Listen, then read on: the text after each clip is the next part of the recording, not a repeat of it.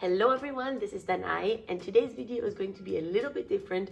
We're not going to be talking about a technical topic, but we're going to be talking about how to choose the right piano for your home.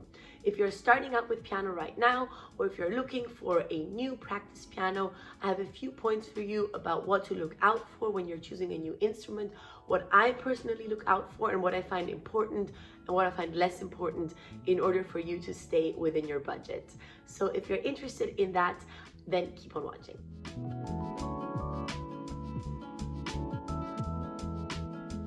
So before I get into all the points, I want to touch on the topic electric versus acoustic piano. Personally, I am a fan of no electric pianos when you're starting out. This is a question, especially if your budget is not too high, that many people have. Should I start out with an electric piano, or should I start out with a keyboard and then maybe later upgrade to a piano?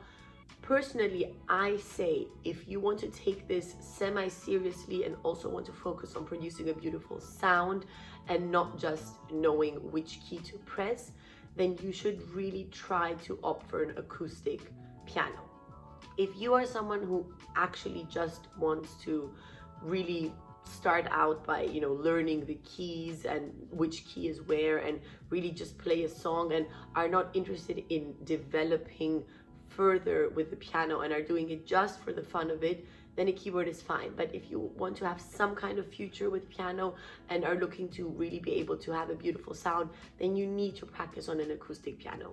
And concerning the budget, there are very cheap acoustic piano options that are good. You could, for example, buy a used acoustic piano, and if you find the right one, it is going to cost a similar amount as a electric piano, and it is going to be much more helpful for you. So please try to really look out for an acoustic piano if at all possible.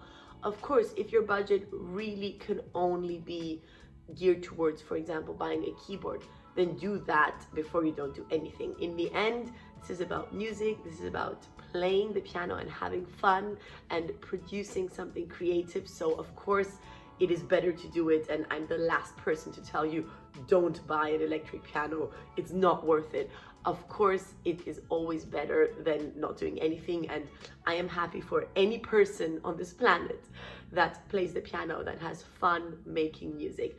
But what I'm saying is, if you are interested in a future with piano, if you're interested in developing the right touch, then having those keys that are linked to the hammers and having the acoustic piano is really valuable and really, really helpful.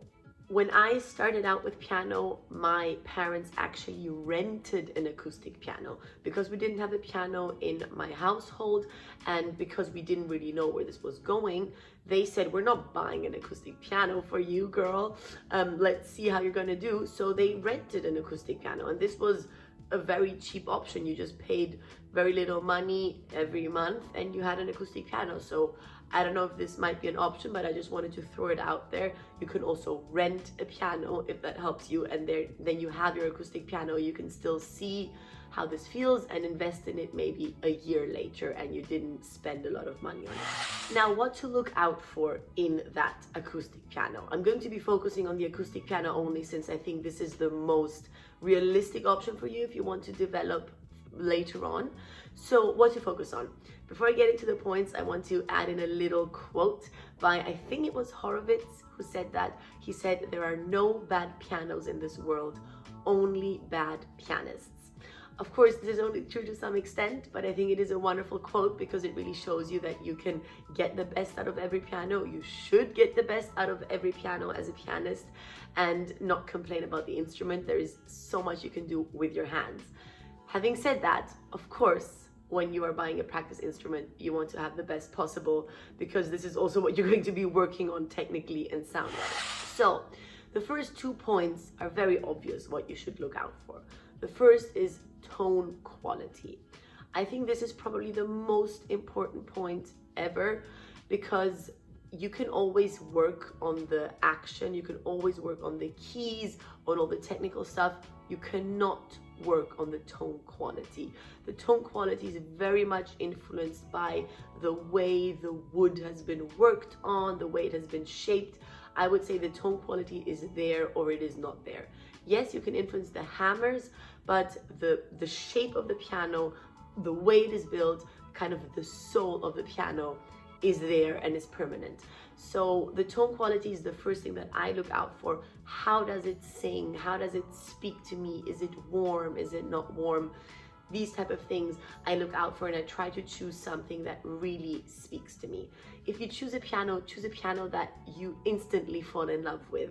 Every piano is different and has its own personality, and I think it is so great if you find one that you love, because it is going to make you want to spend a lot of time with it. The second point is to make sure that your piano has a very even action. You want to try to avoid a piano that has an action that is all over the place, where you play two keys with the same weight and one just pops out and the other one doesn't. Try to check that it has an even action. A personal preference of mine is that the keys are a little heavier maybe than you would like, because when I practice on a slightly heavier keyboard, I feel like I'm perfectly equipped for any concert grand, and if they are a little lighter, then everything feels easier to me. So this is something that I look out for when I choose practice pianos, that they have a slightly heavier action, slightly heavier keys, so that I'm basically ready for anything that comes my way. When you play on a Steinway D in a concert hall, those keys are heavy. They're not light because it is a big piano. But if you have a heavier practice piano, then you are totally ready for it and don't have a kind of a shock when you are playing on stage. And if they are lighter, even better. Then those scales just feel like nothing. You can fly through them. Another personal preference of mine is to choose a piano that doesn't sound too bright. I find that super bright sound, if this is a piano that you're going to sit down at and are going to practice, 2, 3, or even 1, 2, 3, 4, 5 hours at every day, a very bright sound is going to just be too much. It's going to really get on your nerves, and also it's something that you cannot work with so much. I would say if you have a choice between a piano that is too bright and a piano that is too, what's the word, mellow, I guess, too mellow, then go for the too mellow one, because the piano will always get brighter over time when the hammer is used and the felt on the hammer comes off, and then it gets brighter and brighter, but it is harder to make it go back to more mellow. So if you have a choice between two, let's say, problems, go for the less bright one, because it is always easier to make it brighter.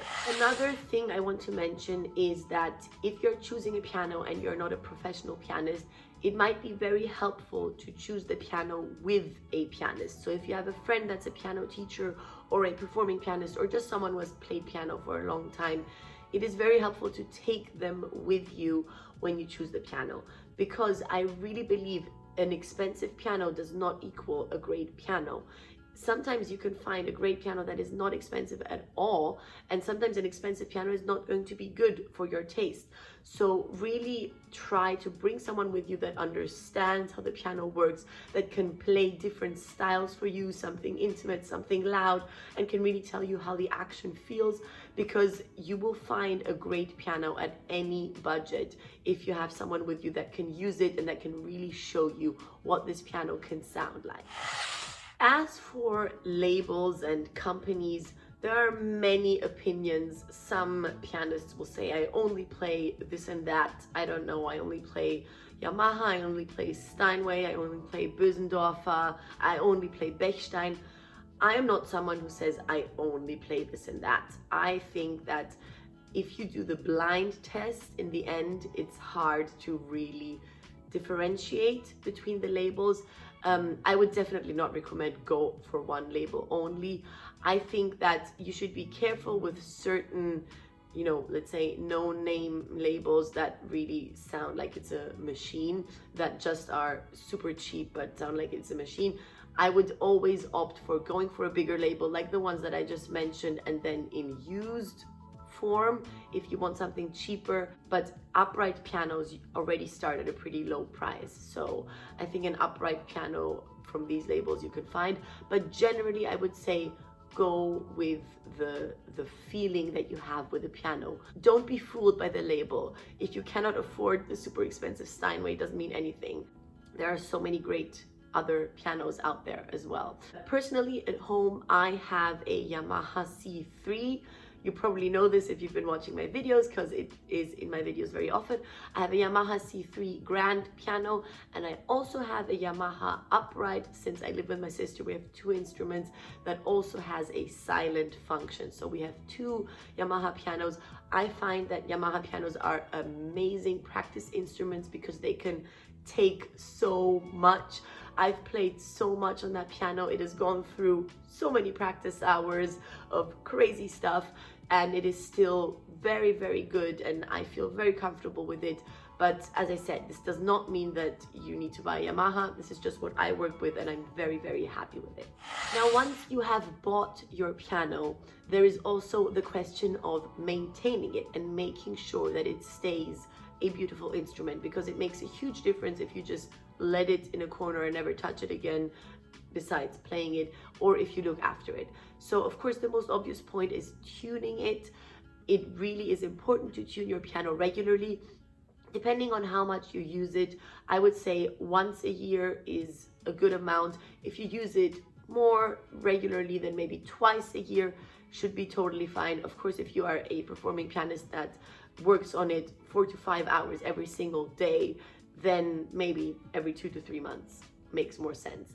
But otherwise, once to twice a year is totally fine for tuning your piano.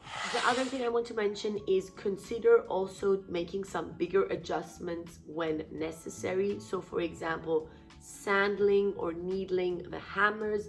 This is something that your piano technician is going to tell you when it is necessary. It can really fundamentally change the sound. Or a very big and also more expensive adjustment is exchanging the hammers.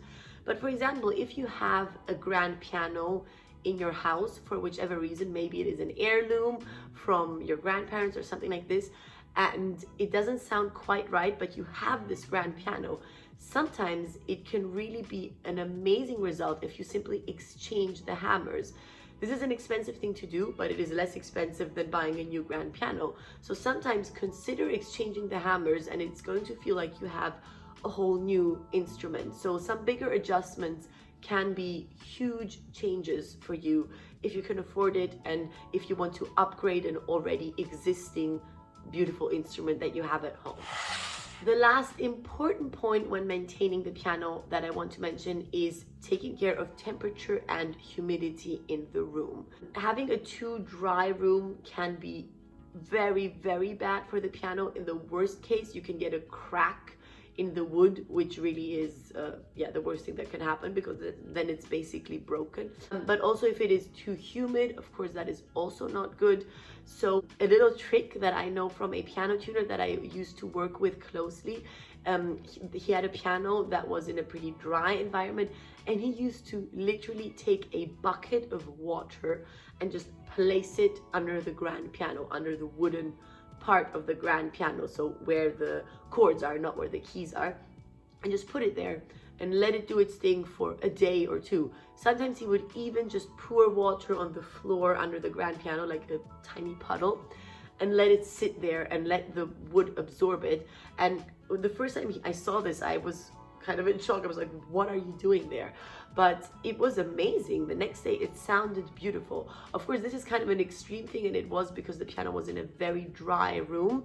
But I'm just saying that, you know, doing something very simple that is not expensive, like just placing a bucket of water under the piano if you're in a very dry room, can be very helpful. Of course, if you're very fancy and can afford to, there are things like humidifiers that regulate the humidity according to where it is at. When I was growing up, once we had a grand piano in our house, we had a little thing there that showed the humidity, and we did not have the humidifier, but I know that you can buy something that then regulates the humidity by putting some humidity in the room and creating the perfect balance for your piano. It is very helpful to do this, but you don't need to go crazy on the equipment. You can do this with simple things.